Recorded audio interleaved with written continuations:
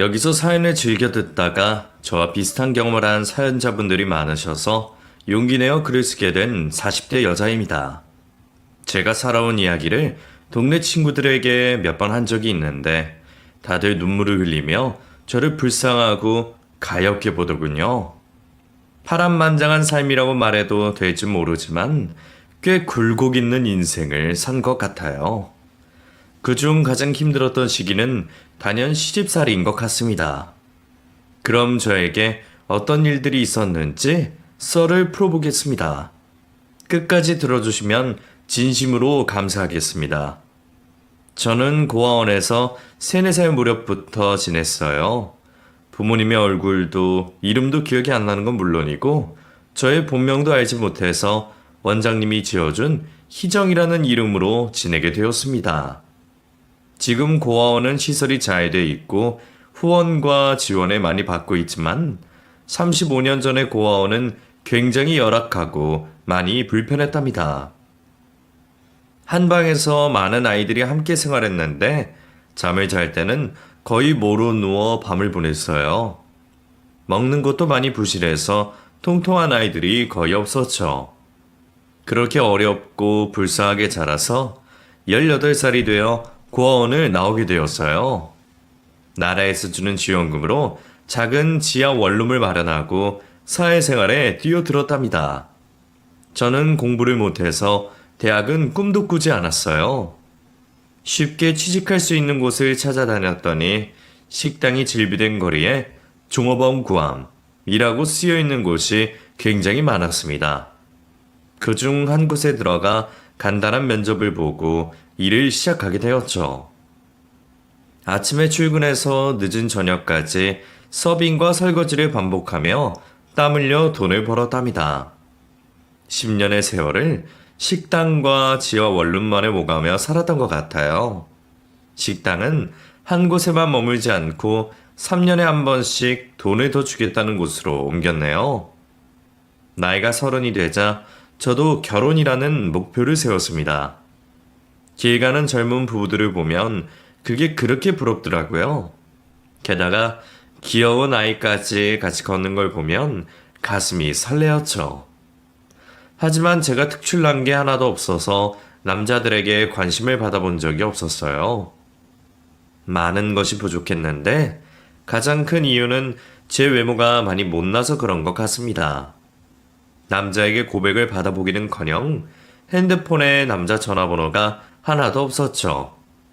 언젠가 인연이 나타날 거라 생각했지만 35이 되도록 식당 손님을 제외하곤 남자의 그림자도 못 밟아봤네요. 그래도 하늘이 기회라도 주려고 했는지 40이 되기 전에 한 남자가 저에게 관심을 보이기 시작했습니다. 그분은 제가 일하는 식당에 고기를 배달해주는 정육업을 하는 사장님이었는데 저희 식당에 올 때마다 저에게 간식거리를 몰래 주고 떠났답니다. 거의 1년 동안 친하게 지냈더니 나중에 그 남자가 저와 따로 밥을 먹자며 데이트를 신청했어요. 저는 속으로 이제야 소원이 이루어지려나 하고 기분 좋게 데이트를 하게 되었죠.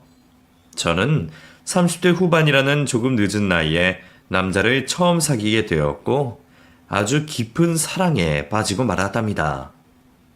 연애를 5개월 정도 하자 그 남자가 24시간 동안 머리에서 떠나지 않았어요. 첫사랑이라 그런 건지 모르겠지만 당장이라도 결혼하고 싶은 마음이었답니다. 그런데 그도 저와 같은 마음이었는지 얼마 뒤 청혼을 했어요. 저는 기다렸다는 듯이 단번에 청혼을 받아들이고 말았죠. 희정아, 나랑 결혼하면 한 가지 조건이 있는데 괜찮겠어? 조건? 그게 뭔데? 우리 엄마랑 같이 사는 거. 내가 완강하기 싫다고 했는데 엄마가 내 사업 자금을 다 대주셨는데 그걸 가지고 생색을 내시며 며느리랑 같이 살겠다네. 그래, 좋아. 어? 희정아, 생각도 하지 않고 좋다는 거야? 나 고아원에서 자라 부모님의 그늘이 궁금했어. 당신 어머님이 곧 나의 어머니이니까 같이 살면 좋을 것 같은걸? 그이는 조금 놀라면서도 기뻐하는 표정을 지었습니다. 그래서 전 결혼식을 올리고 바로 시댁으로 들어갔어요. 집이 얼마나 널찍하고 으리으리하던지 제가 봤던 집 중에서 가장 부자인 집 같았답니다. 우와, 진짜 궁전 같아요. 어머님, 호텔보다 더 좋은 것 같은데요? 이 정도면 평범한 수준이야. 네가 지하에만 살아서 좋게 보이는 것뿐이라고. 암튼 이 집에서 한 식구가 되어 살게 되었으니 잘해주길 바란다. 네, 어머님. 시키실 일 있으면 뭐든 시켜주세요. 제가 다른 건 몰라도 음식하고 살림은 잘할 자신 있습니다. 그래. 앞으로 네가 이 집의 주인이라 생각하고 관리를 잘해주렴. 시어머니는 저를 크게 마음에 들어하지 않으셨는데 그렇다고 남편과의 결혼을 반대하지도 않으셨습니다. 제가 성실하다는 것 하나만 보고 며느리로 받아들이신 거죠. 여하튼 시작된 저희 시집살이는 처음엔 즐거웠어요. 처음 가족이라는 게 생겨서 그런지 들뜬 마음으로 살림과 남편의 내조를 열심히 했죠. 콧노래가 절로 나오는 날들로 가득했답니다. 하지만 결혼 3개월 차가 되었더니 시어머니가 저를 대하는 게 눈에 띄게 달라지셨어요. 마치 수습 기간을 거치고 마주한 사장님의 모습 같았답니다. 야, 왜 낮에 먹던 반찬이 그대로 올라온 거냐? 네? 반찬이 많아 남아서 올렸는데요. 어머님, 제가 잘못한 건가요? 얘가 정신이 있는 거니? 내가 젓가락된 반찬들은 제때 버리라고 했잖아. 어머님, 그 반찬은 젓가락 되지 않은 거예요. 제가 따로 덜어놓은 거라고요. 게다가 버리기엔 너무 아깝잖아요. 깨끗한 반찬이니까 드셔도 괜찮습니다. 뭐야? 그래서 나더러 입 다물고 처먹으라는 소리냐? 그게 아니라 죄송합니다. 앞으로는 바로 버리도록 할게요. 아, 밥맛 떨어져. 나 기분 더러워서 안 먹으련다. 너나 실컷 먹어라. 시어머니는 밥상 가지고 시비를 거시더니 다음에는 청소와 빨래로 혼을 내시더니 수도세가 많이 나왔다고 짜증을 내셨어요. 넌 집에서 물을 얼마나 쓰는 거야? 어떻게 나랑 네 서방이 살 때보다 수도세가 2배로 나오냐? 너 평생 모시고 살았니? 그래서 맨날 때라도 미는 거야? 아니에요, 어머님. 저 물 많이 쓰지 않아요. 오히려 아끼려고 샤워도 이틀에 한 번씩 한다고요. 그러자 시어머니는 샤워로 시비를 이어갔습니다. 뭐야? 이틀에 한 번 씻는다고? 무슨 여자가 그렇게 더럽냐? 그래서 네 낯바닥이 그렇게 시커먼 거냐? 너 팔꿈치 까만 거 설마 떼냐? 진짜 못 봐주겠네. 당장 목욕탕에 다녀와. 저는 수도세가 많이 나온다고 욕먹고 물을 아낀다고 해도 욕을 먹었어요. 이런 시비가 반복되다 보니 주눅이 든 모습으로 지내는 게 일상이 되어버렸습니다. 한편 손윗동서가 집에 오면 상다리가 부러지게 음식을 해서 바쳐야 했어요. 시어머니는 저와 형님에게 대하는 게 하늘과 땅 차이였습니다. 야, 우리 맏며느리 좋아하는 한우가 빠졌잖아. 어서 가서 구워. 어머님, 냉장고에 한우가 떨어졌어요. 뭐야? 넌 집에서 놀면서 그런 것도 안 챙기고 뭐 했니? 내 아들이 정육업을 하는데 내 집 냉장고에 고기가 비었다는 게 말이나 되느냐? 하여튼 마음에 안 들어. 생긴 것부터 해서 행동하고 말투까지 아주 거슬려. 너 뭐하고 앉아있냐? 우리 의사 며느리가 한우가 먹고 싶다잖아. 나가서 사와. 동서, 부탁 좀 할게. 내가 여기 있는 돼지고기나 닭고기는 못 먹거든. 단백질 보충은 필수인데 먹을 게 없으니까 얼른 가서 1등급 한우로 사와. 네, 빨리 다녀올게요. 형님은 피부과 의사여서 시어머니의 사랑을 독차지했습니다. 물론 저와는 비교도 안 될 만큼 잘나고 훌륭한 분이셨지만 양반과 노예로 계급을 나눈 것 마냥 사람에 대해서 기분이 몹시 나빴답니다. 시어머니와 형님이 저를 무시하는 걸 남편에게 일렀더니 그이가 이렇게 말하더군요. 당신이 형수님처럼 돈을 벌기를 해, 대학을 나와 똑똑하기를 해? 그렇다고 얼굴이 예쁘냐? 네가 빠지는 게 많으니까 당연히 무시를 당하는 거야. 그렇게 무시당하기 싫으면 너의 그 텅텅 빈 머리를 채우고 외모도 좀 가꿔. 아휴, 내가 이런 여자가 어디가 좋다고 결혼을 했는지 이원. 여보, 무슨 말을 그렇게 해. 언제는 내 얼굴이 귀엽고 앙증맞다며.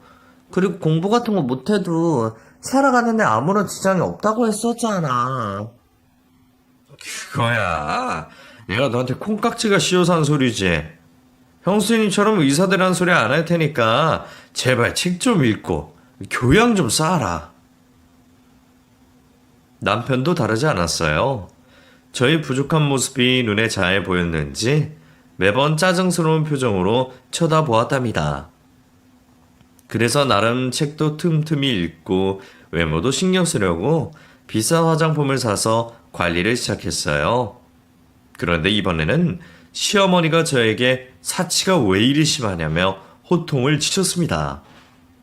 너, 지금 쓰는 화장품 어디서 난 거니? 네? 산 거예요. 그러니까 내 아들이 힘들게 일해서 번 돈으로 네가 10만 원이 넘는 화장품을 샀다는 거야? 너 정신이 있어 없어? 누가 네 멋대로 내 아들 돈을 펑펑 쓰랬니? 어머님 죄송해요. 그런데 어머님이 제 얼굴을 자주 지적하셨잖아요. 관리 좀 하라고 야단치셔서 큰 마음 먹고 산 거예요. 새까만 아스팔트를 청소한다고 하얘지니? 아주 꼴값을 하고 있네. 저는 너무 화가 나서 처음으로 말대답을 했습니다. 어머님, 너무하세요. 저더러 어떻게 하라는 거예요? 수도세가 많이 나온다고 뭐라 하셔서 샤워를 가끔 했더니 더럽다고 욕을 하시고 얼굴이 못났다며 관리 좀 하라고 호통치셔서 화장품을 샀는데 제가 쓰는 게 아깝다고 뭐라 하시고 도대체 어머님 말씀을 어떻게 받아들여야 하나요? 아이고 이 무식한 년 말하는 거 좀 봐라. 야 이년아, 물 아끼는 방법이 네 몸 안 씻는 거냐? 그리고 네 면상은 화장품으로 안 돼. 난 네 얼굴을 보면 승질이 나서 관리하라는 말을 한 거라고 이 멍청한 거사. 시어머니는 논리가 맞지 않는 말씀을 실컷 하시며 저에게 사과를 하라고 눈치를 주셨습니다. 그래서 죄송하다고 말하고 화장품은 이미 뜯었으니 다음부터는 비싼 화장품을 쓰지 않겠다고 했죠. 저는 남편과 결혼한 걸 점점 더 후회하면서 시집살이를 이어갔습니다. 제가 바랬던 가정은 이런 모습이 아니었지만 그렇다고 쉽게 깨고 싶지는 않았어요. 조금 더 참고 식구들과 정이 들면 지금보다 훨씬 나아진 가족이 될 거라 믿었죠. 하지만 그날은 기약 없는 먼 미래 같았습니다. 그러던 어느 날 집에서 홀로 텔레비전을 보고 있었는데 저와 비슷한 삶을 살았던 여자의 모습이 담긴 다큐멘터리가 나오더군요. 그녀는 입양으로 40년을 살다가 우연히 유전자 등록을 하게 되었는데 몇 달 뒤에 친부모를 찾았답니다. 가족 상봉이 이루어지는 걸 보자 저도 텔레비전 속 여자처럼 엉엉 울고 말았어요. 그리고 저에게도 그 여자처럼 친부모를 찾을 수 있는 기회가 있을지도 모른다는 생각이 들었답니다. 그래서 며칠 뒤 경찰서를 찾아갔어요. 실종수사팀에 가서 제 사정을 길게 말하고 공짜로 유전자를 등록했답니다. 저를 낳아준 친부모가 저와 같이 유전자를 등록했다면 만날 수 있다는 말을 듣고 돌아가게 되었죠. 저는 시댁으로 가서 굳이 이 사실을 말하지 않았어요. 어차피 귀 기울여 들어줄 사람이 없었으니까요. 그래서 친부모를 혹시나 찾을까 하는 기대감을 가지게 되니 시집살이하며 언짢은 기분을 가라앉힐 수 있었답니다. 시간이 조금 지나 유전자 등록을 한 지 한 달이 되었을 때 경찰서에서 연락이 왔어요. 저는 설마 하는 마음으로 전화를 받았습니다. 이희정 씨, 유전자가 일치하는 분을 찾았습니다. 네? 제 부모님을 찾았다는 말씀인가요? 네, 축하드립니다. 이희정 씨 어머니가 수십 년 전에 유전자를 등록하셨더라고요. 아까 연락을 드렸는데 이희정 씨를 애타게 찾아다니셨답니다. 그 말을 듣고 눈물을 흘리지 않을 수 없었습니다. 하늘 아래 피부치 하나 없는 혈혈 단신인 저에게 어머니라는 존재가 있다는 게 믿기지가 않았어요. 저는 혼자 만나기가 두렵고 떨린다고 전했고, 경찰관은 어머니와 같이 경찰서에서 만나는 게 좋겠다고 날짜와 시간을 알려주었답니다. 사흘 뒤 떨리는 마음으로 경찰서를 갔는데 계단을 오르는 제 두 다리가 어찌나 떨리던지 몇 번이나 넘어질 뻔했습니다. 엄마를 만나러 가는 길은 다행히 40년보다 오래 걸리지 않았어요. 이윽고 복도에 나와 있는 경찰관이 저를 엄마가 있는 곳으로 안내해 주었습니다. 문이 열리자 저와 똑같이 생긴 노인의 얼굴이 보였어요. 누가 봐도 제 어머니라는 걸 한눈에 알아볼 수 있었답니다. 엄마? 희정아, 내 딸 희정이니? 세상에 이렇게 컸구나. 엄마는 저를 보자마자 끌어안아 주셨고 큰 소리로 오열하셨습니다.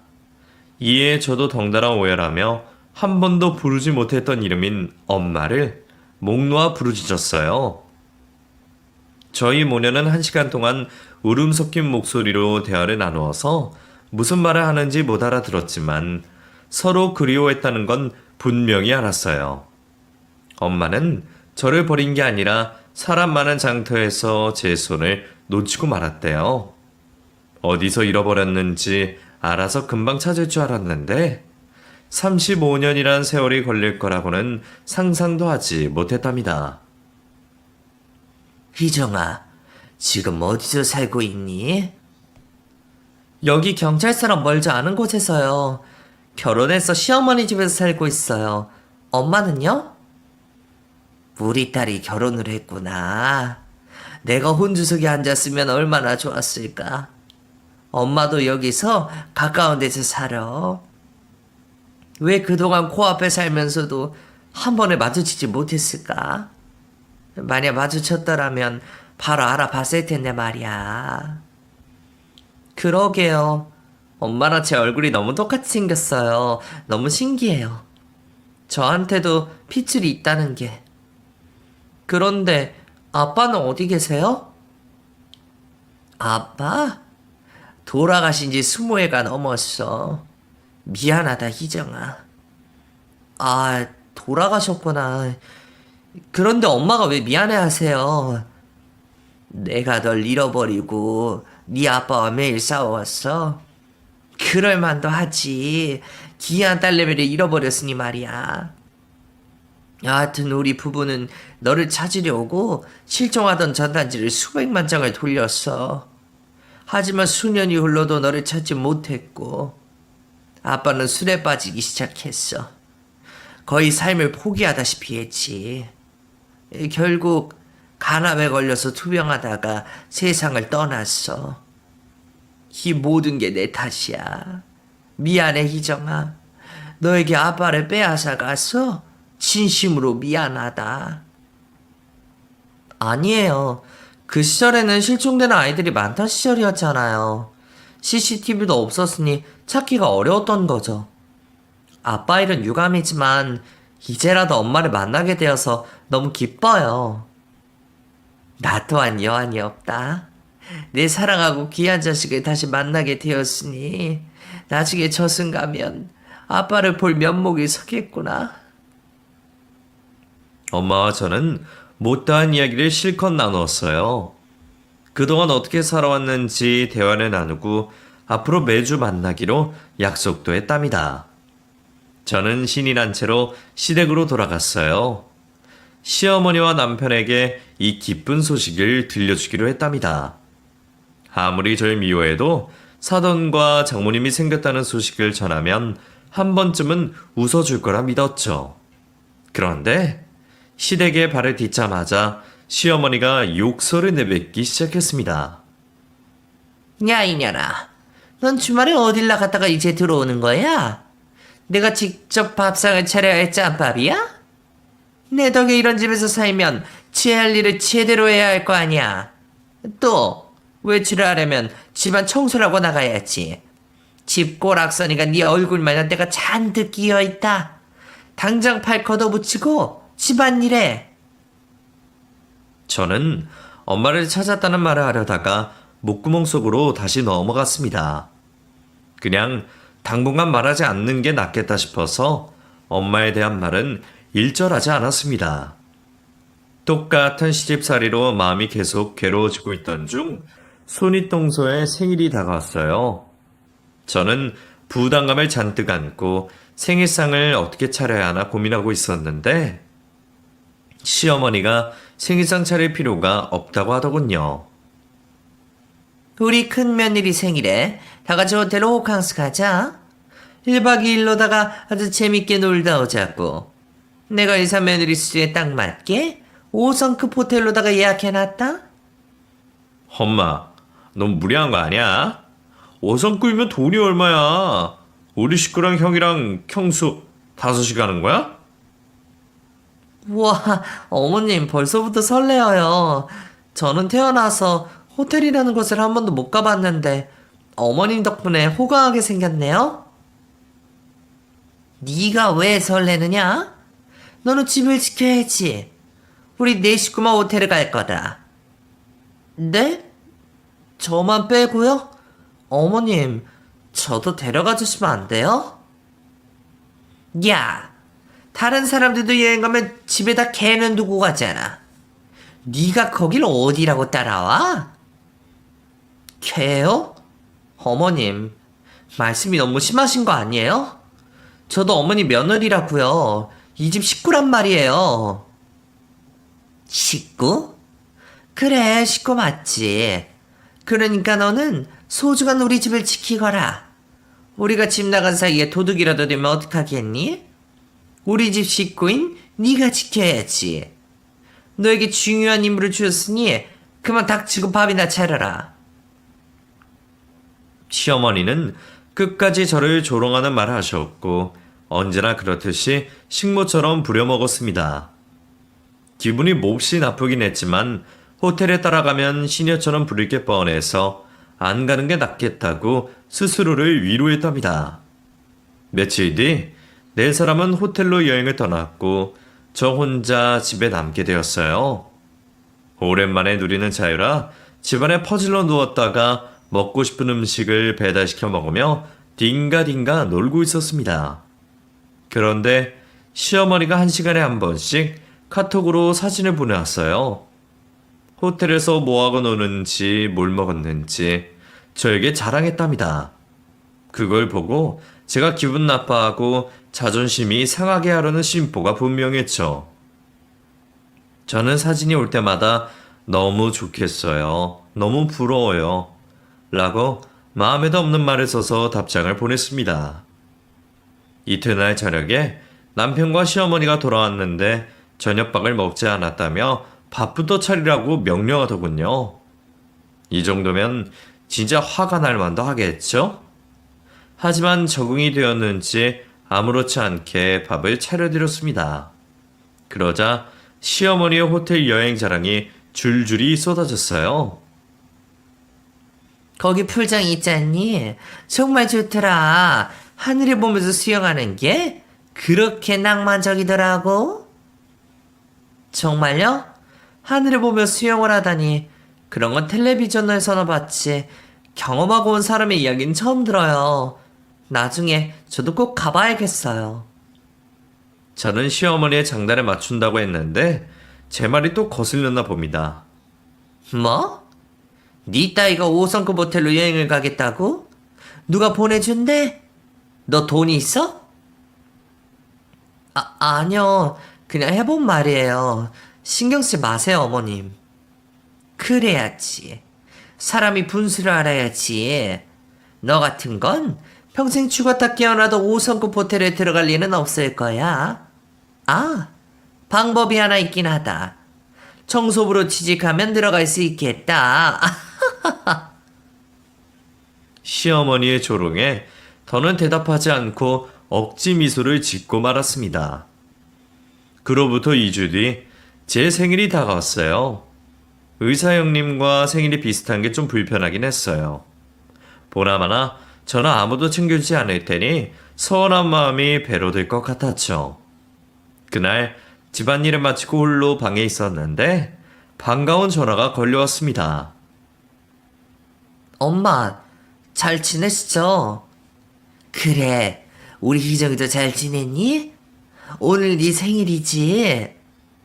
어떻게 아셨어요? 내가 나한테의 생일을 모를 리가 있나? 난 매년 이날만 되면 울기만 했는데 올해는 웃을 수 있어서 너무 기쁘다. 희정아, 혹시 오늘 시간 되니?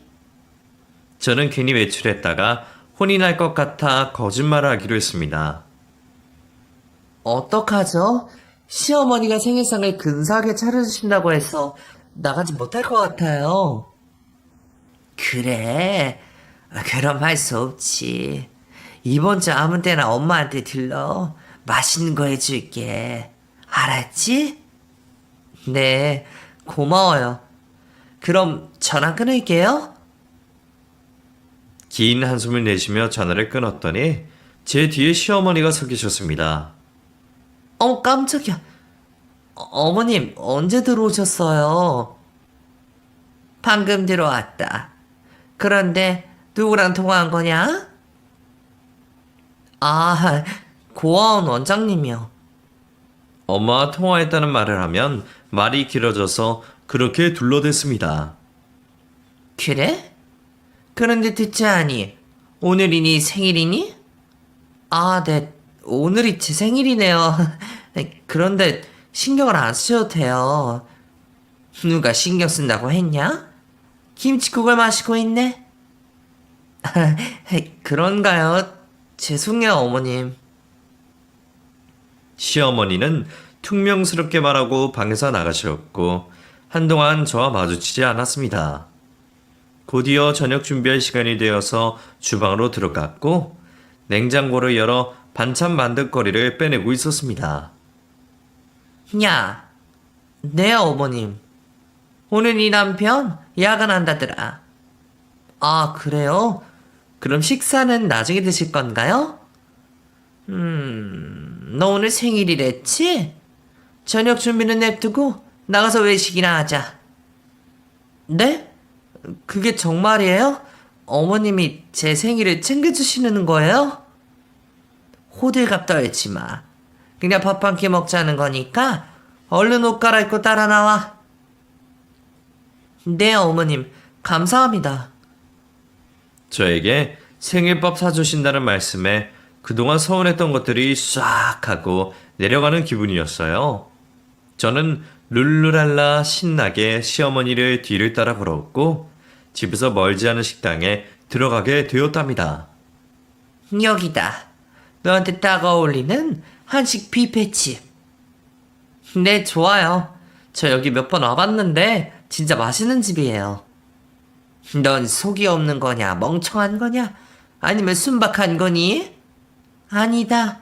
주제를 하는 거라 치자. 5,000원짜리 식당에 와서 이렇게 들뜬 거 보니 네가 딱 5,000원짜리라는 걸 다시금 깨달았다. 어휴, 얼른 들어가자. 어머님, 모처럼 외식인데 기분 좋은 말씀 좀 해주세요. 자꾸 무시하지 마시고요. 저는 생일이고 고마운 마음이 들어 조롱의 말을 달게 받아들였습니다. 이윽고 식당 문을 열고 들어가 시어머니가 선불로 10,000원을 내고 둥근 접시에 맛있는 밥과 반찬을 잔뜩 담았어요. 야, 너 그거 다 먹을 수 있니? 누가 보면 며칠 굶은 줄 알겠다. 이 집이 진짜 맛집이거든요. 그래서 기회가 왔을 때 실컷 먹으려고요. 하여간 무식한 거 티내기는. 그래, 배 터지게 먹어라.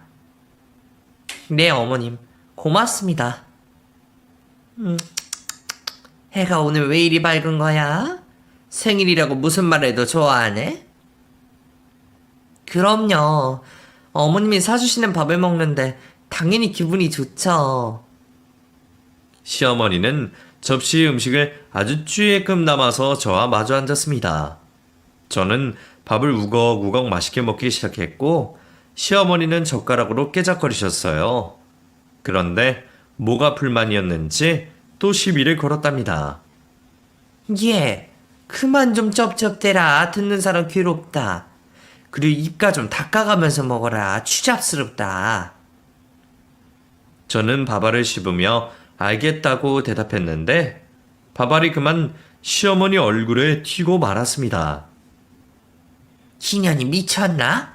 저렇게 뭐하는 짓이야? 죄송해요, 어머님.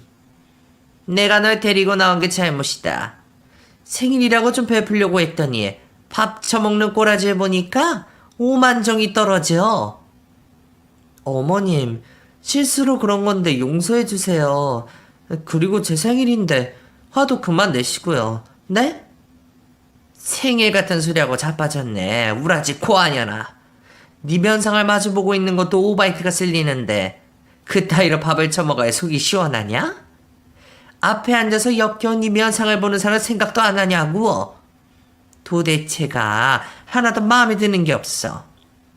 너한테는 이 5,000원짜리 밥도 아깝다. 다시는 너한테 밥을 사주나 봐라 이년아.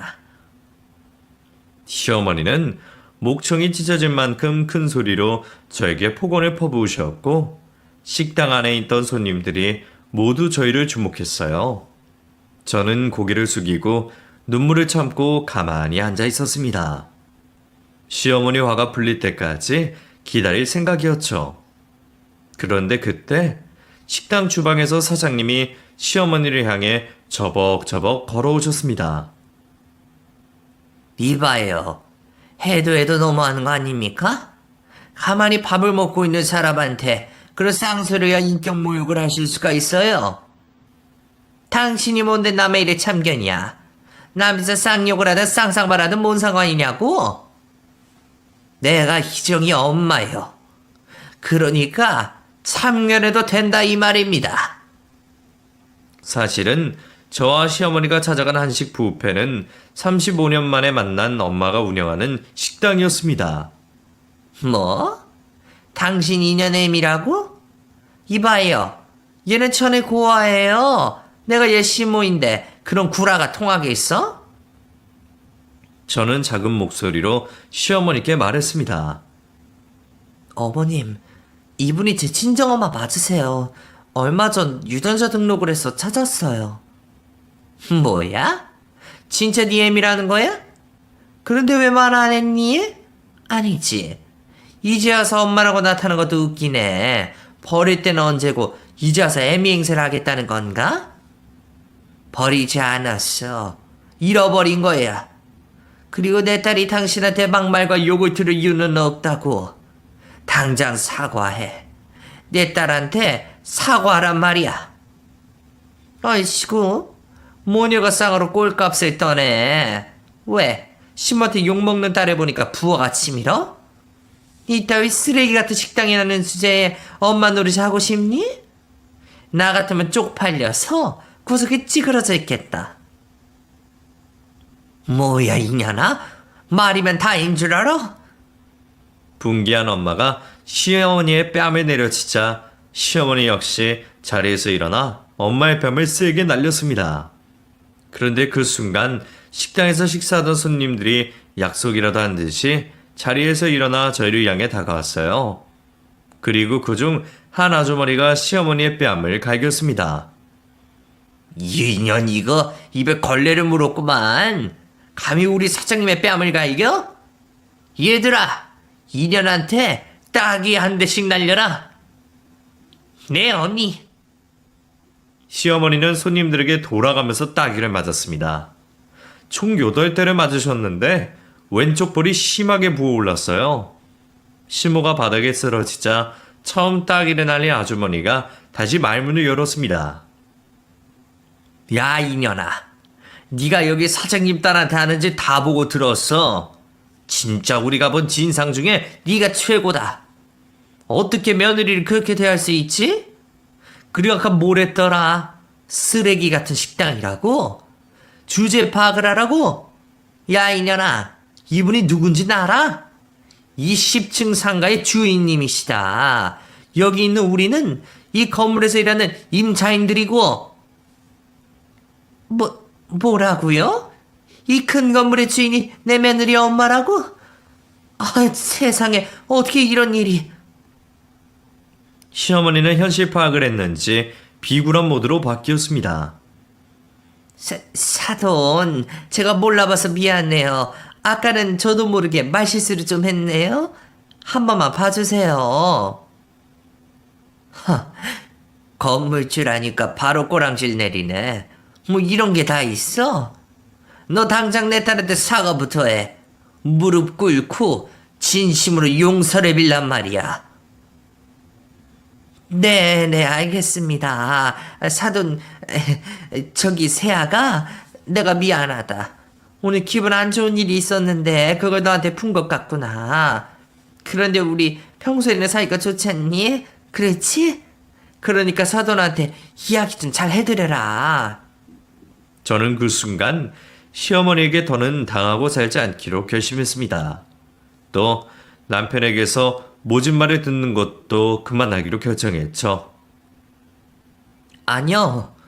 어머님은 절 미워하다 못해 증오하셨어요. 제 얼굴 생긴 것부터 말투와 행동까지 하나하나 시비를 걸면서 매번 모욕적인 말 하셨죠. 겨우 1년의 결혼 생활을 했는데 그 시간이 저에게 인생 최악의 순간들이었어요. 고아원에서 힘들었던 시간보다 악착같이 살아남으려고 고군분투하던 시간들보다 훨씬 힘들고 고통스러웠다고요. 더는 당신의 며느리 하지 않을 거예요. 이혼해서 우리 엄마랑 살 거라고요. 세아가 너답지 않게 왜 그러니? 넌 항상 나를 이해해줬잖아. 이번에도 한 번만 이해해주고 용서해주렴. 나도 다시는 너에게 함부로 대하지 않을게. 의자 며느리보다 너를 더 우선시할게.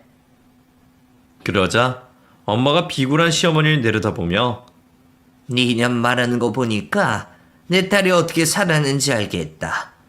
너 같은 년은 똥통에 쳐박고 평생 오물이나 씹어먹고 살아야 할 년이라고.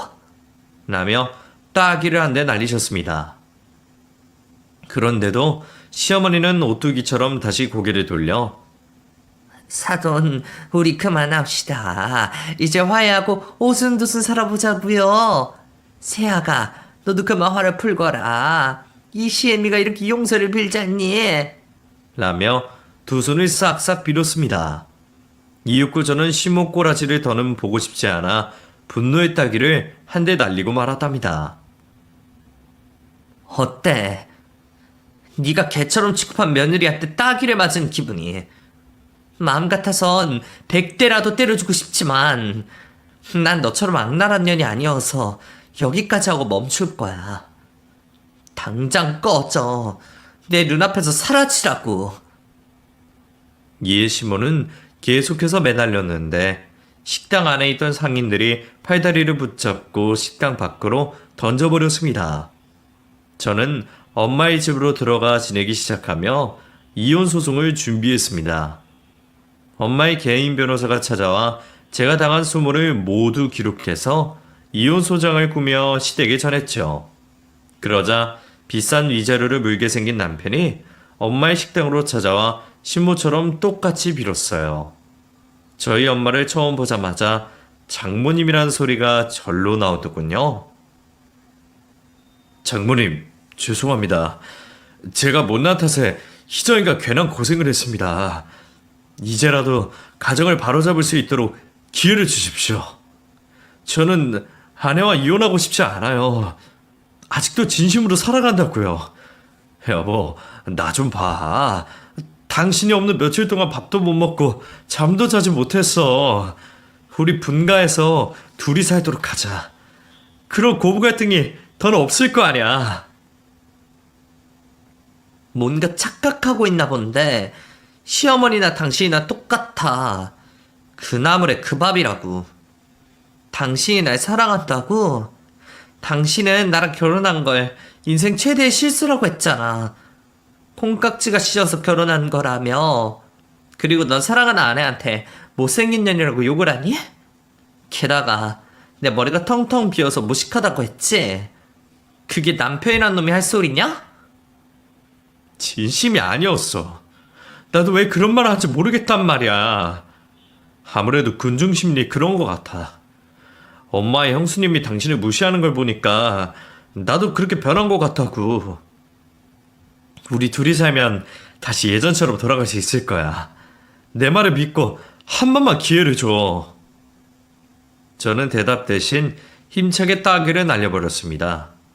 매우 통쾌할 만큼 시원한 공격이었죠. 너도 네 엄마랑 똑같아. 우리 엄마가 이 건물의 주인이라니까 뭐라도 떨어질 것 같아서 들러붙을 작정으로 온 거잖아.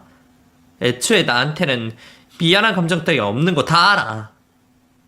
남편은 끝까지 자신의 마음을 믿어달라고 했지만 제가 강하게 거부하며 식당 안에 있던 상인 아주머니들께 그를 쫓아내달라고 부탁했어요. 그러자 남편은 머리채를 잡히고 팔다리에 잡혀 질질 끌려서 식당 밖으로 내던져졌습니다. 그렇게 쓰레기 같은 모자는 다시 찾아오지 않았어요. 얼마 뒤 가정법원에 출석해 남편과 이혼 재판을 받게 되었습니다. 저는 변호사님의 조언대로 정신과에 가서 검사를 받은 진료서를 제출했어요. 1년 동안 시집살이를 하면서 우울증과 공황장애 등이 생긴 걸 의사 선생님이 증명해 주셔서 판사님이 제가 얼마나 마음고생이 심했는지 알게 되셨습니다. 그래서 막대한 금액의 위자료를 저에게 보상을 하는 명령을 하시며 재판을 끝내셨어요. 전 남편이 된 그 자식은 법원 밖에서 저와 잠깐 눈이 마주쳤는데 살기 어린 눈빛으로 저를 노려보고 있었습니다. 역시나 사람 본성은 절대 바뀌지 않는 법이더라고요.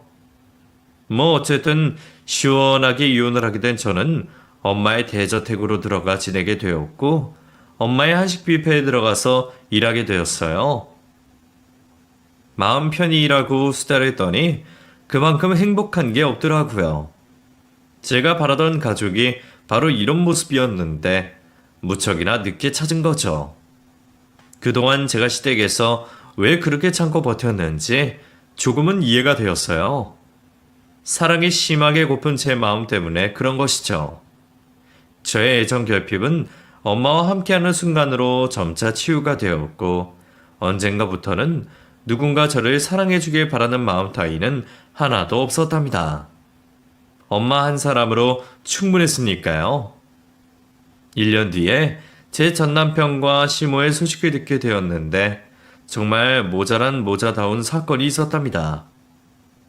저와 이혼한 지 몇 달 만에 의사를 꼬셔서 결혼을 하기로 했대요.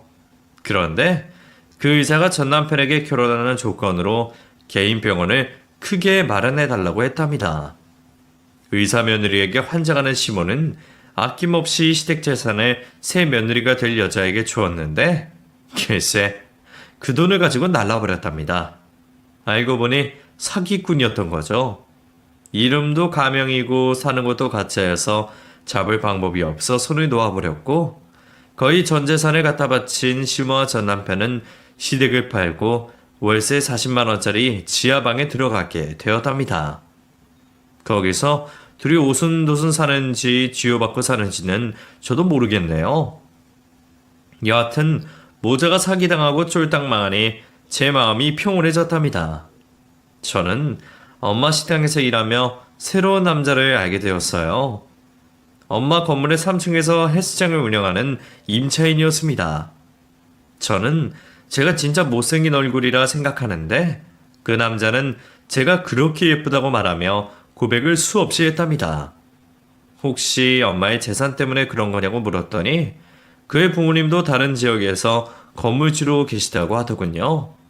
자기는 재산 따위로 저를 좋아하는 게 아니니 마음을 받아달라고 여러 번 고백했습니다. 저희 엄마도 그 남자를 자주 봐서 아는데 진짜 멋지고 좋은 사람이라며 저에게 잘해보라고 권유하시더라고요. 그래서 지금의 저는 그 헬스장 대표와 결혼해서 가정을 이루었습니다. 엄마의 집에서 가까운 곳에 신혼집을 마련했고 식당에서도 여전히 엄마와 함께 일을 하고 있네요. 제가 좋은 일만 있어서 기쁘긴 한데 소원이 하나 더 생겼어요. 바로 2세를 갖는 것이죠. 제 나이가 40이 넘어서 쉽지 않지만 열심히 노력해서 예쁜 아이를 꼭 낳고 싶습니다. 제가 하고 싶은 이야기는 다 한 것 같네요. 바보처럼 어리석게 참고 살았던 시간을 넋두리 하듯 여러분께 실컷 떠들었네요. 제가 답답하다고 느끼셨을 분들에게는 심심한 사과의 말씀을 드리고 저 같은 사람도 있다는 걸 이해해 주시면 감사하겠습니다. 이제 진짜 마침표를 찍어야겠네요. 모두 행복한 하루 보내세요. 안녕히 계세요.